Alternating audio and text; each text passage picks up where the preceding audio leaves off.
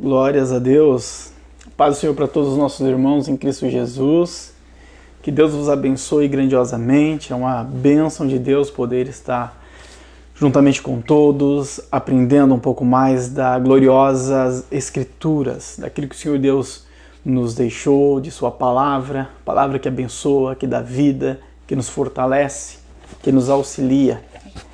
É um grande prazer poder estar com os irmãos, não digo somente ensinando, mas aprendendo, porque eu aprendo muito nestes momentos de ensino, todas as sextas, a partir das 20 horas, transmitindo na página do Facebook da nossa igreja, Igreja da Multiforme Graça de Deus. Você que está entrando agora, compartilhe esse vídeo, convide mais pessoas para poder assistir, para que possam se alimentar da palavra de Deus juntamente conosco, aprender um pouco mais dela, essa palavra que nos concede vida, que nos concede a salvação. Amém?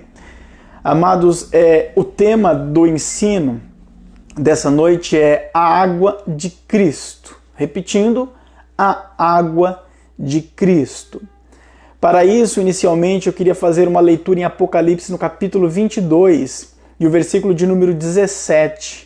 Embora o verso que nós vamos ler se encontra no livro de Apocalipse, esta não é uma mensagem escatológica. Sabemos que o livro do Apocalipse ele é um livro escatológico, mas esta mensagem, este ensino, ele não é escatológico, tá? Então não se trata de escatologia.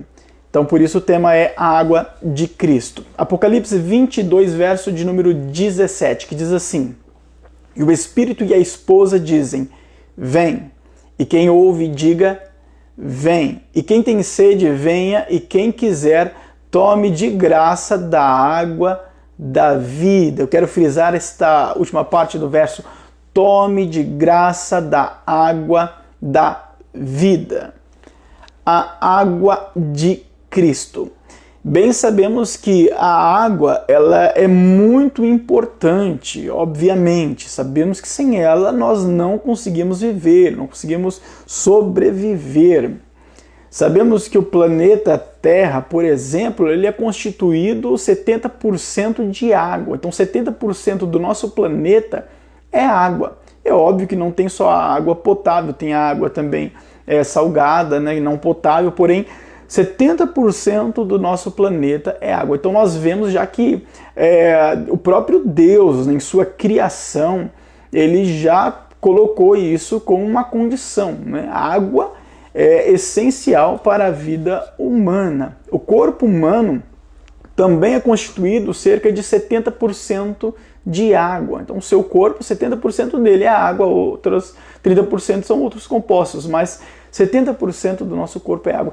Todo o que nasce da terra, né, as frutas e tal, maior porcentagem é água, né? Muitas das frutas, por exemplo, mais de 70% delas é constituído de água. Então é óbvio que a água ela é muito importante, não só, né, nos dias de hoje, mas também nos tempos bíblicos. A água, obviamente, era muito importante, sempre foi muito importante para a vida do ser humano, tá?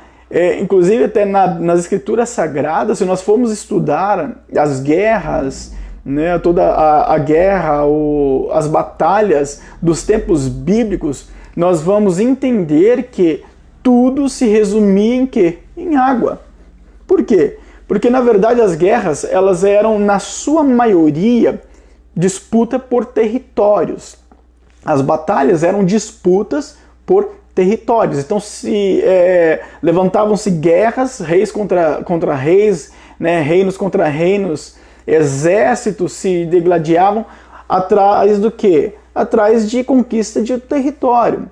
E o melhor território, os melhores territórios, os territórios que eram visados, eram cobiçados, eram territórios que tinham água. Ou ele tinha água, ficava muito próximo às águas, seriam rios, riachos, enfim. Os melhores territórios eram territórios que tinham água. Então os territórios de grande cobiça, que ficavam em pontos estratégicos, em questões de mercado, tinham água, tá? Então tudo acabava se resumindo em água. Você não vê na Bíblia, nas Escrituras Sagradas, briga por um território por um deserto, por exemplo. Você não vê batalhas por um deserto. Ninguém se fazia guerra, vamos batalhar disputando um deserto. Porque ninguém queria um deserto. Um lugar onde não tinha água, não tinha como viver, não tinha vida, não tinha nada. Então não era interessante. Então os melhores territórios são territórios que tinham grandes valores, e esses valores tudo se resumia em quê? Em água. Obviamente que eu não posso me referir a guerras contemporâneas, que é em relação a disputa por território em questão de petróleo, enfim, não, nada a ver. Estou falando dos tempos bíblicos, ok? Então os melhores territórios eram territórios que de fato tinha água. Em lugares desérticos, raramente tinham pessoas que viviam tranquilamente. Tinha sim, na época, obviamente. Na verdade, todo o território de Israel é um território praticamente desértico. Porém, existiam muitos lugares ali que tinha água, tá? Muitos lugares. Jacó, quando ele veio de Padã Arã, isso depois dele ter já tido um encontro com seu irmão Esaú, ele lutou contra o anjo no Val de Jaboque, teve encontro com seu irmão Esaú. Depois disso ele foi morar em Sucote. Para quem não sabe, Sucote, a palavra Sucote significa tendas em hebraico. Foi ali que ele edificou suas tendas, por isso esse nome. E depois de 10 anos, mais ou menos, ele foi para Padã Arã. Retornando de Padã Arã, ele com sua família, todo aquele povo e os animais, retornando de Padã Arã, eles chegaram em Siquém. Ali ele comprou um campo. A palavra campo ali em hebraico não significa que é um lugar de grama, gramado, de relva, não. Era uma área. Ele comprou uma área ali em Siquém, dos filhos de Amor. Em Siquém, esta área que Jacó comprou era, na verdade, um deserto. Jacó ele comprou um deserto. Aí você pode se perguntar, mas espera aí, irmão, como assim ele comprou um deserto, já que o deserto não tinha tanto valor e tal? Sim, era um deserto, porém ele tinha o seu valor porque ele ficava próximo a correntes de água. Mais ou menos, se não me falha a memória, acho que 17, 27 quilômetros ali tinha o Rio Jordão. Para você ter uma ideia mais ou menos. Então, os lugares eles tinham sua valia de acordo com a água disponível, né? Ainda que a água ali ficava muito distante para Jacó. Então, isso daí foi mais uma atitude pela fé, algo mesmo sobrenatural do que humano. E Jacó ainda teve uma ideia interessante. Isso está ali em Gênesis 33, verso de número 19. Jacó teve uma ideia interessante de abrir um poço ali. Ele abriu um poço em um lugar rochoso que não se dava para perfurar com facilidade. Ele abriu um poço e, para a honra e glória do nome do Senhor, ele encontrou o quê? Água ali em Siquém, naquele deserto que ele tinha comprado. Imagina só, isso tem todo um trabalho espiritual da parte de Deus ali. Então ele comprou aquele poço, ele comprou aquele lugar, abriu um buraco na rocha, num terreno rochoso, encontrou água, e ali então se foi constituído o poço de Jacó, que nós conhecemos na Bíblia Sagrada, inclusive lá em João capítulo 4, quando fala da mulher samaritana que encontrou com Jesus, eles estavam aonde? No poço de Jacó. E o interessante é que o poço de Jacó, até nos dias de hoje, tem água. Até nos dias de hoje tem água. Todos os turistas que passam por lá, eles vão no poço de Jacó justamente para beber água. Tem apenas uma época do ano que a água, não que ela não tem água, mas que a água é um pouquinho menor, um pouco mais escassa, mas ainda assim tem água. Mas ela é um pouco mais reduzida ali. Então, desde aquela época, o poço ainda tem água. Então você vê que o trabalhar de Deus através da vida de Jacó, ou na vida de Jacó, ali foi algo sobrenatural mesmo. Tanto é que as rotas dos viajantes não passavam por aquele poço. A todos os viajantes que passavam por rotas que eram estratégicas e de curta distância, eles mudavam sua rota justamente para passar no poço de Jacó e tomar daquela água. Então, tudo isso daí você vê que há um trabalho espiritual da parte de Deus. Fora isso, lugares desérticos que não tem água não tinha grandes valores, não valiam. Então você vê que a importância da água nos tempos bíblicos era tão grande quanto é nos nossos dias de hoje. Amém? Mas a água de Cristo, nós estamos a falar da água de Cristo. O texto de Apocalipse, capítulo 22, verso de número 17, fala da água gratuita. Vamos ler de novo. O espírito e a esposa dizem vem, e quem ouve diga vem, e quem tem sede vem, e quem quiser tome de graça da água da vida. Note que aqui fala de graça, tome de graça da água da vida. O interessante é que nos tempos bíblicos, até mesmo na época de Jesus, a água se conseguia de algumas formas. Como se conseguia a água?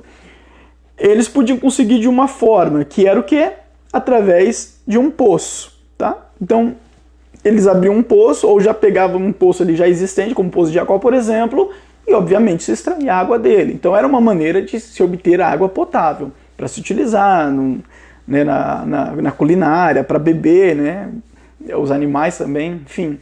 Então era através de poço. Tinha uma outra forma, que era o quê? Através de cisternas. O que eram as cisternas? Eram literalmente buracos feitos no solo para se captar água, tá? Obviamente que não vamos entrar em detalhes como era feita uma cisterna, porque eu acho que não há necessidade.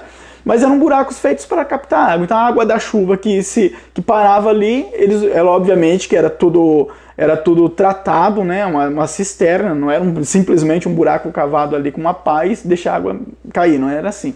Mas então era um lugar tratado, e a água que caía ali então servia como alimento para usar na culinária, para beber, enfim. Então se captava a água com cisternas, tá? Então essa era uma segunda maneira de se ter água potável na época. Outra maneira era tirar água de nascentes, de minas, né? Por exemplo, lá note que a Bíblia ela fala de Moisés, que ele tocou na rocha e a rocha ela verteu água da rocha, né? Então isso obviamente foi um milagre da parte de Deus, mas existiam lugares que tinham água que saía de lugares semelhantes, entendeu? Então eram nascentes de água, então se captava água também desses lugares, ou ainda de rios e riachos, né? Logicamente dependendo da condição em que eles se encontravam, então se captava água também dali. Mas existia um outro modo de se obter água. Sabe como que era? Era comprando. Isso mesmo. Nos tempos bíblicos também se comprava água. Por que também? Porque nos nossos dias hoje, a água nossa não é de graça. Nós pagamos por ela. Ela está sendo comprada. Ainda que você vai na casa de alguém e pede um copo de água para você sair de graça, mas alguém pagou por ela. Então, a água hoje ela é paga, como nos tempos bíblicos também tinha água paga, tá? Então a água não era uma coisa gratuita assim. Então você tinha que comprar água. Essa era uma outra maneira. Então se você não tinha cisterna, um acesso à cisterna, você não tinha acesso a uma mina, uma nascente, a um riacho, você não tinha um poço, não tinha condições de ir ao poço, enfim, existia uma outra maneira, que era comprando água. E nos tempos de Jesus, do Novo Testamento, do Antigo Testamento também, haviam vendedores de água. E eles usavam a seguinte expressão, dizendo, quem tem sede, venha e beba. Era uma expressão, era uma frase comum utilizada pelos vendedores de água. Nos nossos dias hoje, a gente não ouve as pessoas passarem pelas ruas gritando, olha o sorvete, ou olha o alface. Enfim, é uma frase comum que os vendedores utilizam, né? Na época de Jesus, por exemplo, nos tempos bíblicos, a frase era quem tem sede, venha e beba. Essa era uma frase convidando aqueles que tivessem necessidade de água e viesse até ele, até o vendedor ali, e comprasse água. Então, nos tempos bíblicos, a água ela era vendida. Por isso que no Apocalipse 22:17, o verso que nós lemos, o final dele que nós frisamos, está escrito: tome de graça da água da vida. Então isso daí, Jesus ele está traçando um paralelo, aliás, um contraste, e ao mesmo tempo um paralelo entre a venda de água dos tempos bíblicos, da época de João, né, o apóstolo, com a água gratuita de Cristo. O que Jesus está querendo dizer? Para aqueles da época que viviam ali, eles já logo captavam a mensagem. O que eles entendiam? Entendiam que Jesus estava querendo dizer o quê? Olha, a água que existe entre vocês, ela é vendida. Vocês têm que comprar ela. Se vocês virem a mim, vocês vão tomar de graça da água da vida. A água que eu tenho para oferecer, ela é gratuita. Ela não precisa ser paga. Enquanto vocês precisam da água aí para sobreviver e vocês pagam por ela, a que eu tenho eu dou de graça. E como a água, nós vimos já desde o início, ela é essencial para a vida do ser humano, né? O ser humano ele pode ficar aí um tempo ali meses sem se alimentar, dependendo das condições, né? Obviamente, a água já não consegue. Por quê? Porque é essencial para a vida. Para o povo dos tempos bíblicos, eles entendiam, eles compreendiam isso. E Jesus, utilizando dessa compreensão que o povo tinha em relação à água, que é a mesma que nós temos, né, provavelmente, e da venda da água, então Jesus ele traz este versículo, este verso: venha e tome de mim da água da vida de graça, é gratuita. Por que essa água ela é gratuita? Porque Jesus já pagou um alto preço por nós na cruz do Calvário. Ele verteu o seu sangue e através desta paga do resgate, ele nos redimiu, ele nos resgatou. Então se tornou gratuito para nós. A água de Cristo não existe dinheiro para comprar. Não há nada não existe nada que possa adquirir ela. Ela é caríssima, extremamente cara, é um valor infindável, não existe um valor fixo para colocar na água de Cristo. Por conta disso, Jesus veio e pagou com o seu precioso sangue, está pago. Então a água agora ela passa a ser para nós gratuita. Isso é afirmado em Apocalipse 22, verso de número 17. E quem quiser, tome de graça da água da vida. 1 Coríntios, capítulo 7, e o verso de número 23 está escrito: fostes comprados pelo mais elevado preço, não vos torneis escravos de homens, só a parte A do verso. Fostes comprados por mais elevado preço. É o que eu disse, né? O sangue de Cristo, que nos purifica de todo pecado, é a paga. Então, por isso a água ela se tornou para nós gratuita. Mas qual é a água de Cristo? Esta água gratuita, que água é essa? Que água que lá em Apocalipse 22, verso de número 17, está sendo dito ali? Que água que é? Na verdade, se nós formos ler o capítulo número 22 de Apocalipse, nós vamos ver que o verso de número 17 é um versículo que está flutuando ali. Ele não tem assim uma ligação perfeita com um contexto. Então, se você ler o verso de número 16, que é o verso posterior, o verso de número 18, o verso anterior, né, o verso de número 16, e o verso de número 18, que é o verso posterior, você vai ver que este verso de número 17 ele flutua ali.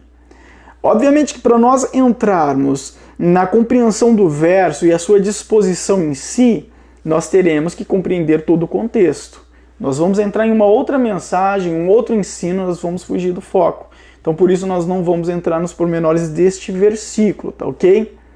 Mas, neste verso, Jesus ele já está finalizando toda a entrega da sua visão daquilo que ele concede ao apóstolo João, ou a todos nós, né, através do apóstolo João, que é já no capítulo de 22 de Apocalipse, é o último capítulo. Então já está sendo finalizado, Jesus já está entrando ali nas considerações finais, digamos assim, tá? Por isso ele expressa sobre a água gratuita. Que água que é essa? Qual é a água gratuita de Jesus Cristo? Essa resposta nós temos lá em João, no capítulo 7, verso de número 37 até o verso de número 39. Então, quando João ele ouve esta mensagem da parte de Jesus ali em Apocalipse, essa revelação, João já compreende, ele já sabe o que é. Por que ele já sabe o que é? Porque ele já tinha essa água gratuita. E ele já sabia porque lá em João 7, 37, verso 39, do 37 ao 39, ele já tinha escrito isso. E o que está escrito lá? Vamos ler. E no último dia, o grande dia da festa, Jesus pôs-se em pé e clamou, dizendo: se alguém tem sede, venha a mim e beba. quem crê em mim, como diz a Escritura, rios de água viva correrão do seu ventre. E isto disse ele do Espírito, Espírito com E maiúsculo, que haviam de receber os que nele crescem, porque o Espírito Santo, novamente, o mesmo Espírito, ainda não fora dado, por ainda Jesus não ter sido glorificado. Então, qual é essa água gratuita? É o Espírito Santo. O interessante aqui no verso de número 37, Jesus ele estava ali no grande dia da festa.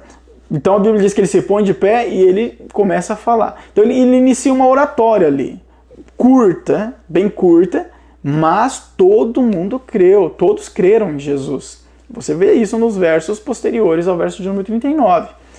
E no último grande dia de festa, Jesus pôs-se em pé e clamou, dizendo: se alguém tem sede, venha a mim e beba. Olha que interessante, Jesus utilizou a mesma frase que os vendedores de água utilizavam na época. Então, se alguém tem sede, venha a mim e beba. Do mesmo jeito que os vendedores faziam, né? Quem tem sede, venha e beba. Ou venha a mim e beba. Jesus disse a mesma frase.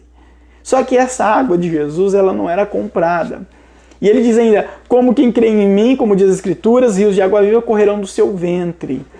Eles começaram já a entender.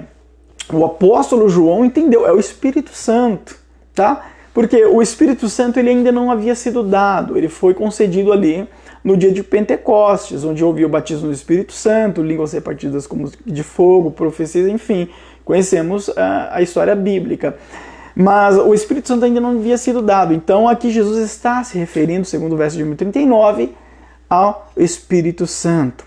E por que Jesus ele faz esse simbolismo da água para com o Espírito Santo? Por que ele traz esse simbolismo?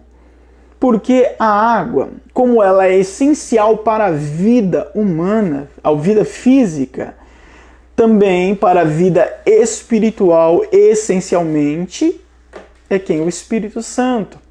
Então note que Jesus ele traz uma mensagem, ele traz um simbolismo, de modo com que os da época entendessem, compreendessem, captassem a mensagem. Tanto é que no verso posterior, verso de número 40, a seguir, o texto diz, eles entenderam a mensagem, eles creram em Jesus. Então, como a água é essencial para a vida humana, fisicamente falando, o Espírito Santo é essencial para a vida espiritual. Sem o Espírito Santo, não há vida espiritual, não há espiritualidade, não há salvação, não há vida com Deus. Nós temos que ter o Espírito Santo. Então, o Espírito Santo foi dado desde o dia de Pentecostes. Aí você pode falar, poxa, mas na Bíblia Sagrada, lá no Antigo Testamento, eu vejo vários textos falando que o Espírito Santo estava sobre alguém, sobre Davi, sobre Sansão. Sim, de fato.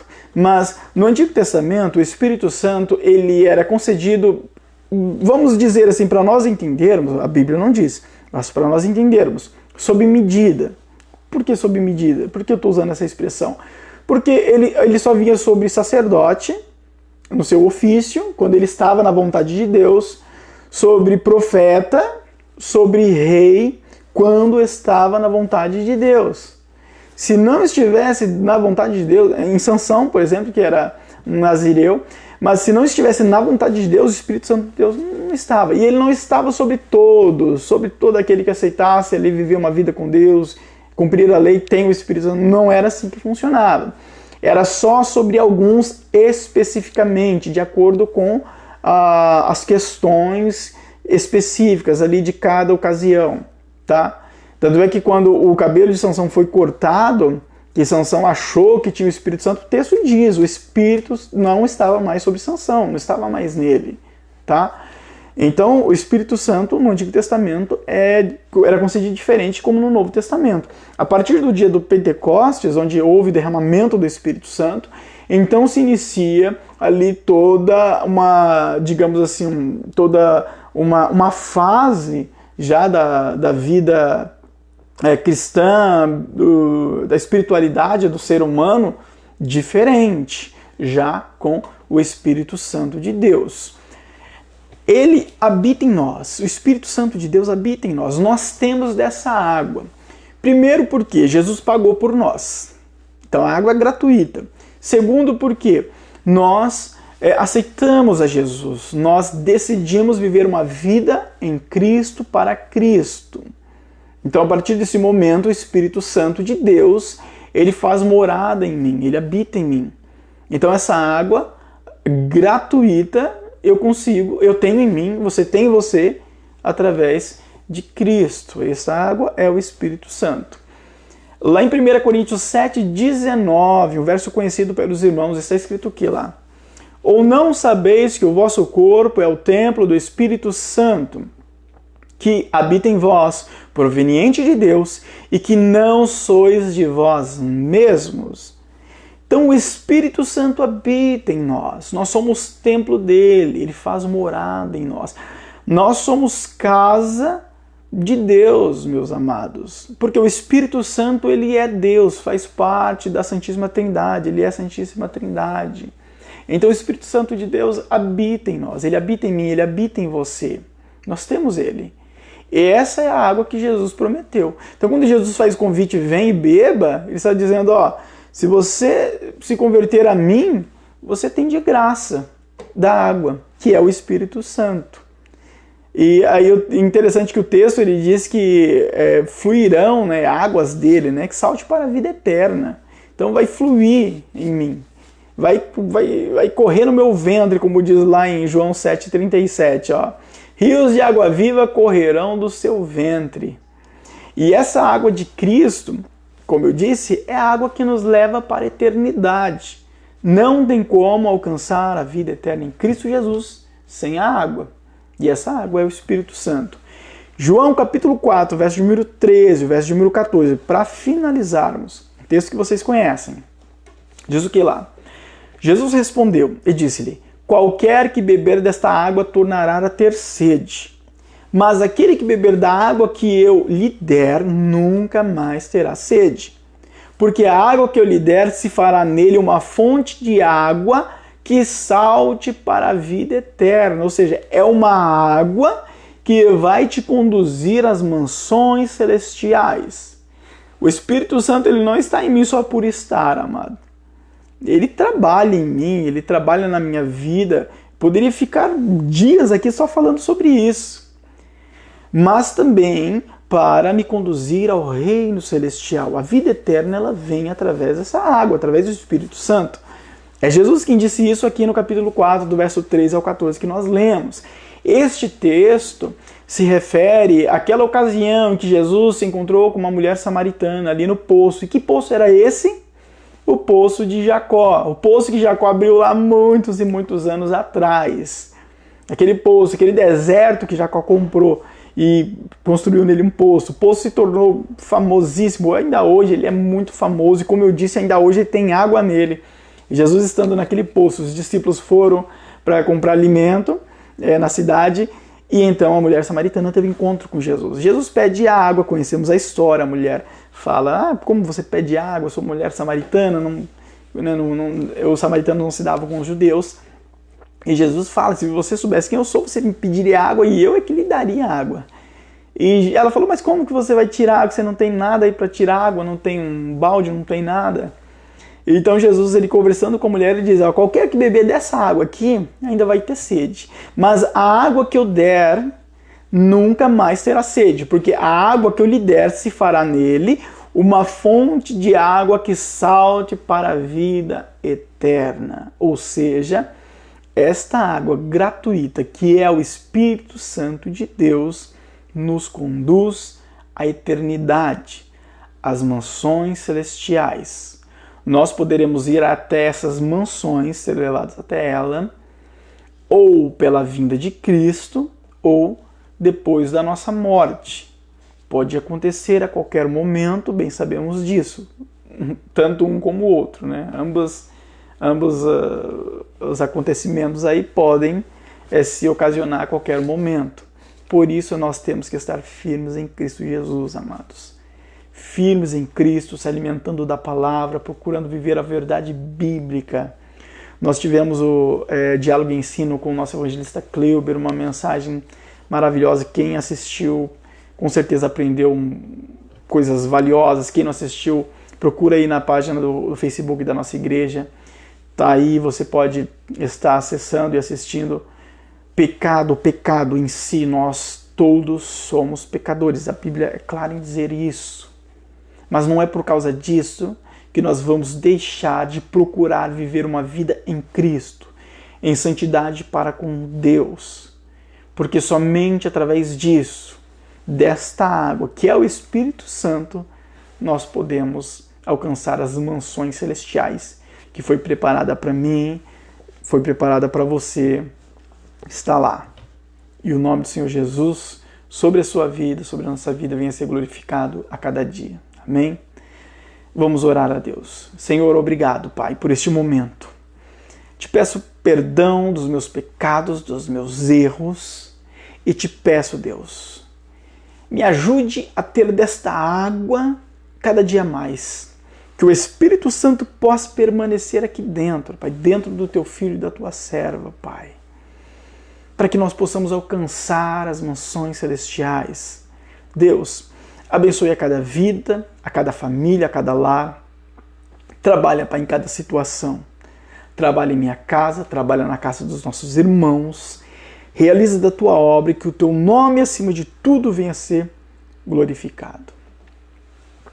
Que a graça de nosso Senhor e Salvador Jesus Cristo, o amor de nosso Deus, nosso eterno Pai, a comunhão e consolação do Espírito Santo reine em cada coração e que todos os nossos irmãos possam dizer em vossos corações: Amém. Deus abençoe a todos grandemente. Fica na paz.